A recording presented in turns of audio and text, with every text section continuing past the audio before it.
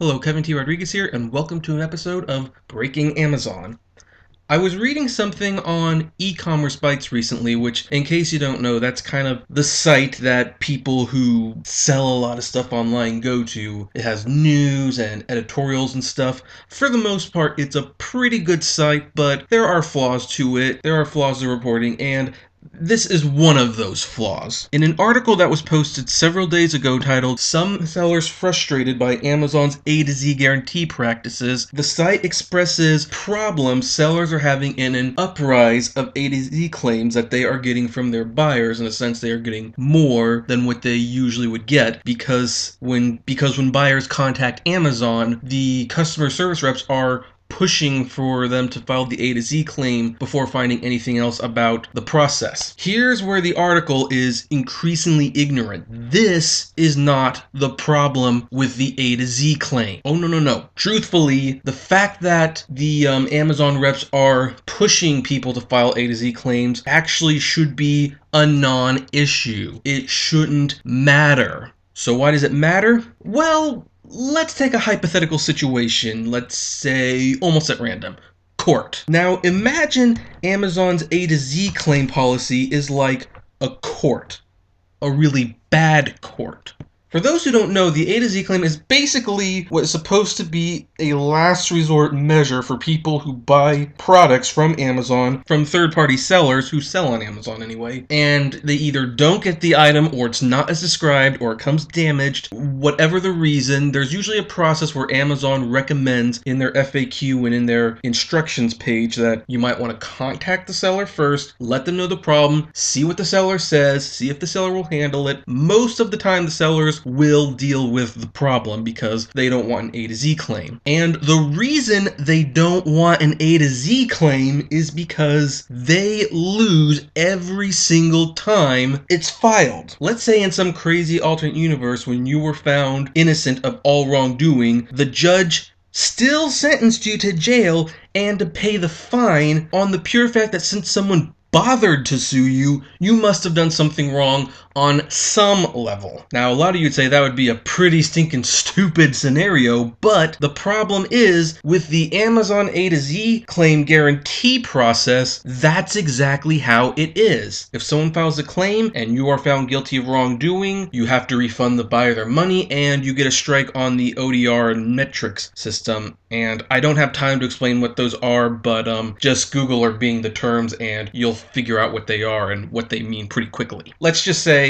it's equivalent to a percentage you're allowed to get bad or a strike system or whatever. It's basically a mark on your record. Now, if a to Z claim is filed against you and Amazon actually finds you in the right, admittingly, you won't have to refund the money. No, you can keep the money, so that's not bad. But here's the thing. You will still get a mark on your account, on your ODR, on your metrics against you because someone bothered to file the claim. And in Amazon's eyes, if they bother to file a claim, it means the transaction did not go smoothly whatsoever. So therefore, you are at fault, even though Amazon just decided you weren't at fault and didn't need to refund money. Yeah, I'm gonna take a moment and just let that sink in. You can even rewind the video just a bit and re-listen to that last part just to make sure you heard me correctly. Now then, take a deep breath and release. Did I just say that correctly? Did I just say that if Amazon files an A to Z claim against you and you win the claim, that you still get something marked against your account? Yes. Yes, I did. Because that's what happens. If someone files a claim and you are found responsible, you refund the money and you get a strike on your ODRs. If they file the claim and you win the claim, you get a strike on your ODR. If they file a claim and withdraw the claim because they think they made a mistake or you decide to help them, you get a strike on your record. If they file a claim and you refund their money right away and basically work with them, and Amazon sends you an email thanking you for taking prompt measures in dealing with this in a fast time or whatever the heck they say, you still get a mark on your card. And even though it's not an A to Z claim, if someone files a chargeback on you and you lose the chargeback suit, you get a mark on your ODR. And if they file the chargeback and you prove it's a fraudulent chargeback and you don't have to pay for it, guess what? It still counts against your ODR. Essentially, you lose all the time, and that's not fair. I want to state right now that I don't disagree with the concept of the A to Z guarantee claim, because honestly, there are jerks out there. There are people who are out to take advantage of people. You know, that's one of the reasons that eBay became so problematic until they implemented their eBay, guarantee protection policies and stuff. Because people will sell things and they will collect money and they will run, and there is nothing the buyer can do sometimes except contact the site, and hopefully the site will take care of them if they have in fact been truly wronged. However, where eBay differs from Amazon is if eBay looks at the case, or the case gets removed by the buyer, or the seller fixes what's going on without eBay's assistance, it doesn't count against them, because they did what eBay was asking them to do. They took care of the customers. They dealt with the situation. I'm sorry, I'm making hand gestures that you can't see right now. I'd record more video if it didn't look so funny. But anyway. But the A to Z claim, you lose every single time. Even if you win, you don't win. So here's the issue.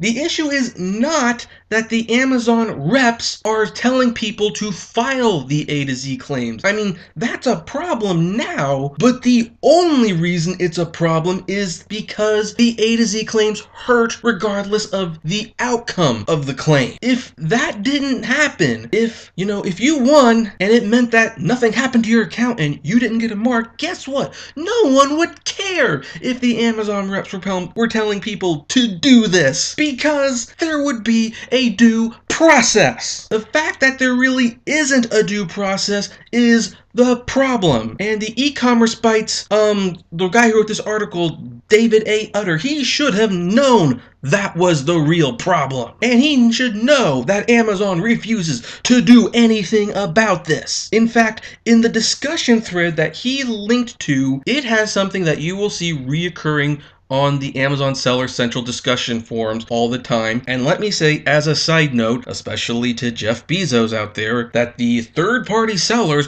are much more helpful to the sellers in terms of giving them advice and guiding them with how to solve problems than the Amazon people are, period. But one of the reoccurring things is someone will send a seller an email saying they didn't get the item, or they got the item and they don't like it, or it's damaged, and they're going to file an A to Z claim. And most of the time the sellers can prove this is not true. However, because the A to Z claim will hurt you every single time, the responses are always the same.